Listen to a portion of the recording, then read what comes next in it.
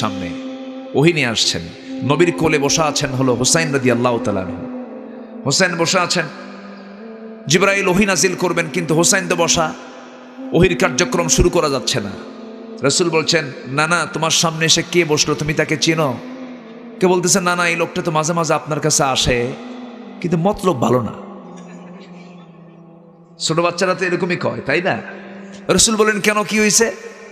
কে না, সবাই আপনার কাছে আসে, কেউ কিছু না কিছু নিয়ে আসে, খেজুর, আঙ্গুর, বেদেনা, উটের গোশত, উটের দুধ। আসহাবে সুফফার সদস্যরা না খেয়ে থাকে, তাদের কিছু উপকার হয়। এই লোকটা মাঝে মাঝে আপনার কাছে আসে, একদম খালি হাতে আসে, কিছুই নিয়ে আসে না, কিপটা মার্কা, কৃপণ।